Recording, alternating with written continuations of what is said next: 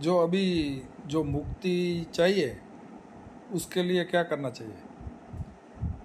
मुक्ति के लिए जो सदगुरु ने शब्द बताया है, जो नाम दिया है, उसका सुमरण भी करना पड़ेगा, सत मार्ग पर चलना पड़ेगा, अपने काम को मन पर विजय पाने के लिए उस सत मार्ग पर चलना भी पड़ेगा, उस मन को बस में भी करना पड़ेगा। असत मार्ग पे चलेगा, सांझ बराबर तप नहीं, झूठ बराबर पाप, अजाके हृदय साँच है ताके हृदय आप। जब यह मन निर्मल हुआ जो गंगा का नीर, पीछे पीछे हरि फिरे कहे कबीर कबीर। कितना बड़ा भेष बना लो, दाढ़ी रखा लो, बड़ा चंदन लगा लो, तो उससे साधु नहीं हो जाता। वो भक्ति दिखाने वाली चीज नहीं है। भोजन भजन खजाना नारी, ये सब है पर्दे के अधिकारी। आदत बुरी सुधार ले, बस हो गया भजन, मन की तरंग मार ले, बस हो गया भजन। आदत को सुधारने का है, बुरे कार्यों में अपना मन नहीं लगे। और सतमार्ग, जब सतमार्ग पर चलोगे तभी उसकी प्राप्ति होगी। सत्य ही परमात्मा है, सत्य ही ईश्वर है, सत्य ही परमेश्वर है, सत्य ही गुरु है, सतगुरु है। तो सत्य कार्य को करना पड़ेगा, सत्य पर चलना पड़ेगा, उसके लिए त्याग भी करना पड़ेगा। राम रस ऐसा है मेरे भाई, जो कोई पिए अमर हो जाए। राम रस ऐसा है, न उसमें कोई बुकला है न बीज है।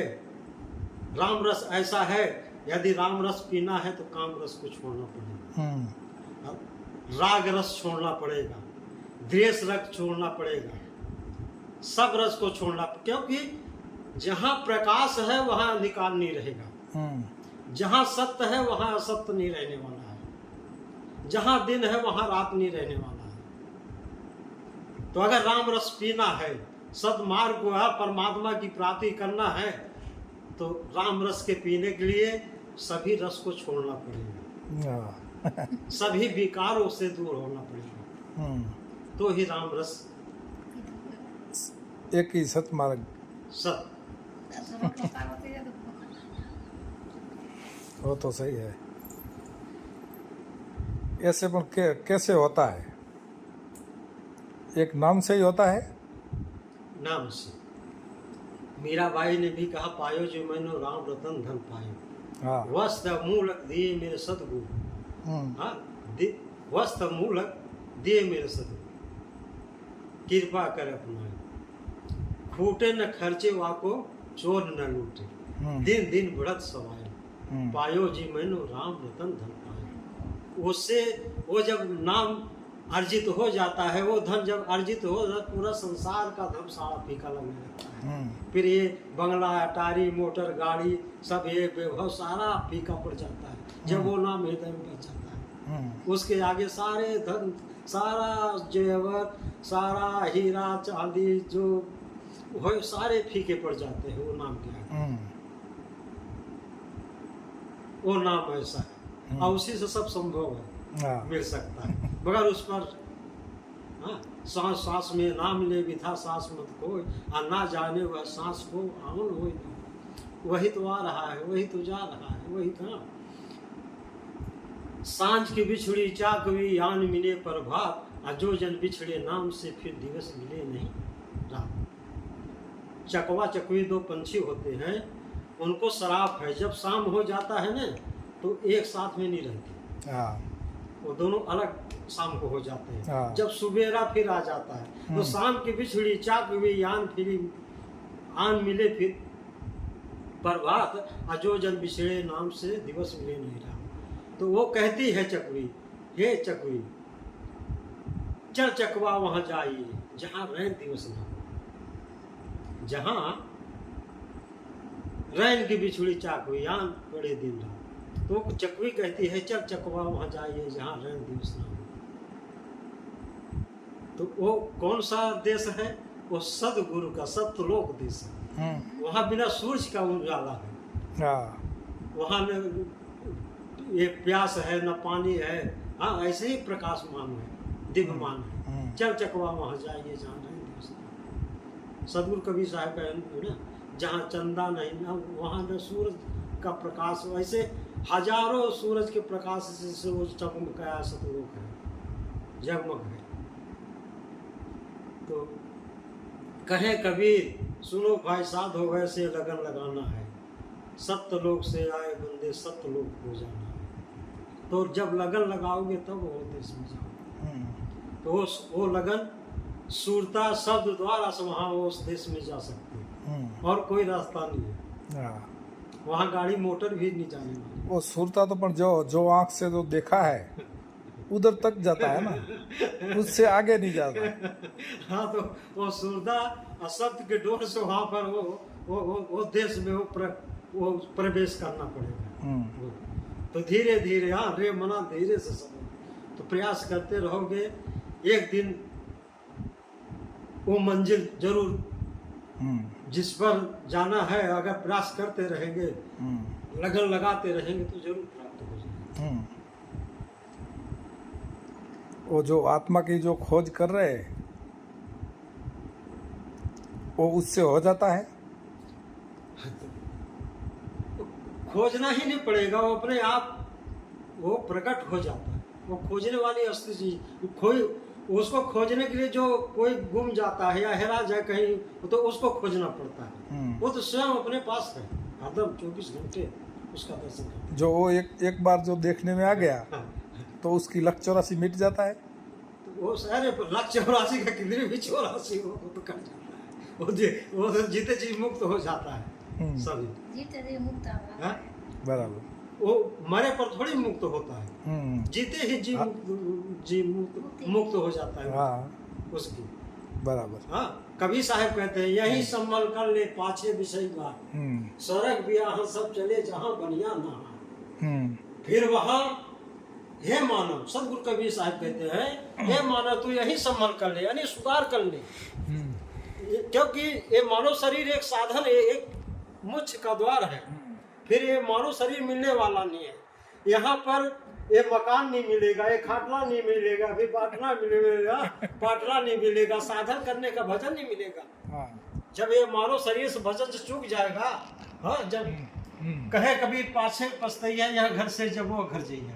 जब ये मानव शरीर के छोड़कर तू कर्म भजन नहीं करेगा, परमात्मा का नाम सुमरन नहीं करेगा, तो जब ये घर छोड़कर मानव शरीर को छोड़कर दूसरे घर में गधा का पाएगा, घोड़ा का पाएगा, तब फिर क्या भजन करेगा?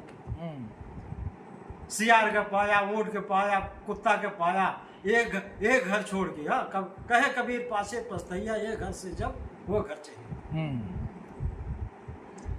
तो इसलिए यहाँ फिर तब वहाँ में कोई न गुरु मिलने वाला है, न संत मिलने वाले हैं, न कोई रास्ता दिखाने वाला है।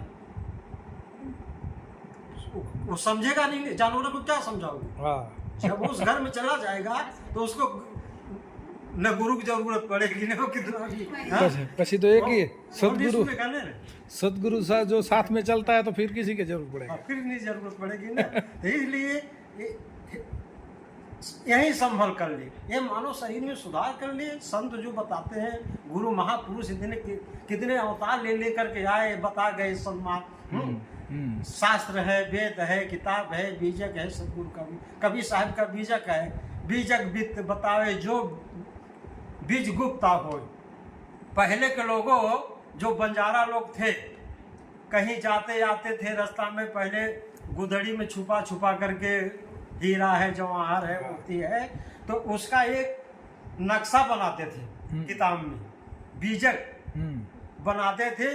वो कहीं भी गाड़ देते थे उसका निशानी कि यहाँ एक आम का पेड़ है, यहाँ इसके नीचे ये है, वो पूरा उसका बीजक तैयार कर देते थे, उस रजिस्टर को रखते थे।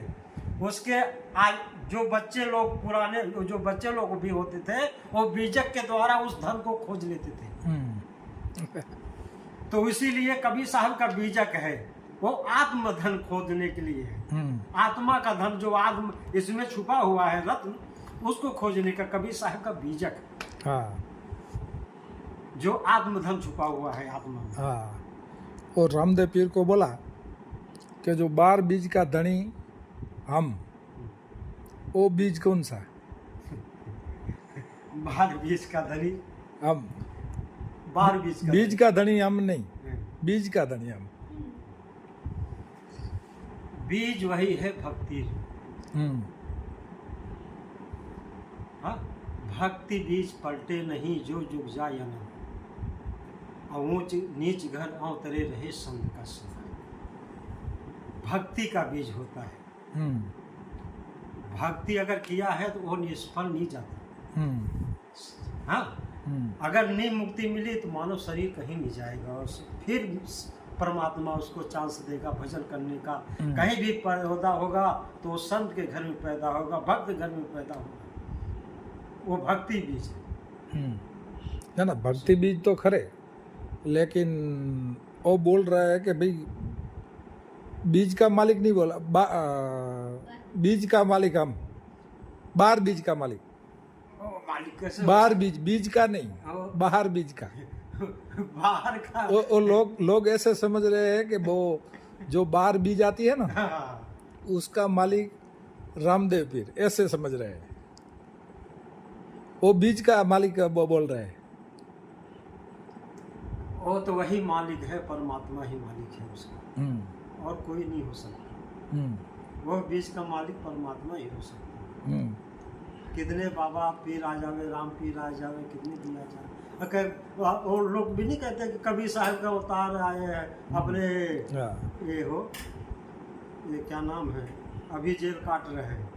कबीर साहब का अवतार माने, कबीर साहब तो 52 कसनी लिया गया।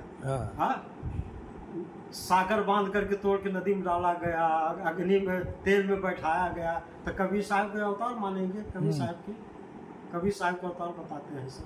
वो 12 बीज के मालिक बताते हैं। अरे मालिक तो वही हो सकता है, वो मालिक। हाँ, तो ऐसा तो ऐसा समझ में आता है ना कि, लेकिन जो बीज है उसका तो हमारा जरूरत है ही नहीं। वो बीज है वो नाशवंत है। बार बीज, बीज से पण बार, उसका मालिक हम। बब्बा बीज शरीर, रर्रा सब में रम रहा ताका नाम कबीर। हाँ, बब्बा केवल नाम है, तो वो उसी का मालिक वो सदगुरु कबीर साहब है, और दूसरा कोई मालिक हो ही नहीं सकता। कक्का केवल नाम है, बब्बा बीज शरीर, रर्रा सब में रम रहा ताका नाम कबीर। वो मालिक तो वही है सदगुरु, और दूसरा कोई नहीं हो सकता। वही है ना। वो आत्मा बोलो, सदगुरु बोलो, सब एक। हाँ, वही इस बीज का मालिक है। उसी बीज से तो ये सृष्टि का रचना, उसी ने सारा से खेल। हाँ, अलग पुरुष जब किया विचारा, लग 84 ढाका डाला, 5 तत्व से गुदड़ी बीना, 3 गुण से खाड़ी कीना, तामे जीव ब्रह्म और माया समृत। ऐसा कोई मालिक अपने से अपने को नहीं कहता कि मैं मालिक हूँ। कबीर साहब दास लगाए। मालिक अपने को मालिक नहीं कहता। भगवान कभी अपने भगवान में भगवान नहीं कहता। पूर्ण अवतार जो सदगुरु, जो कि सदगुरु के चरणों में राम कृष्ण को भी जाना पड़ा, वो सदगुरु का अवतार है। सदगुरु वो है जो प्रकट हुए संसार में आए। राम को भी जरूरत पड़ी, कृष्ण को भी जरूरत पड़ी उसको, बराबर। वो सदगुरु अवतार है। तो सदगुरु साहेब सबका बाप है, बेटा किसी का नहीं। हाँ, साहेब सबका बाप है, बेटा किसी का ना है। और जो बेटा हो गया उधर वो तो साहेब नहीं ना। साहेब सबका बाप है, उसके पर वो किसी का उस पर शासन नहीं चलता उसका। उसका शासन सब पर है, अधिकार सब। और उसका तो जन्म मरण होता ही नहीं ना। हाँ, वो सबका अधिकार हो, वो नाश, वो अजर है, अमर है। उसी वही तो गुरु बताते हैं ना उसको। अजर है, अमर है, विनाशी है, सत्य से, अजर छे, अमर छे, अविनाशी छे।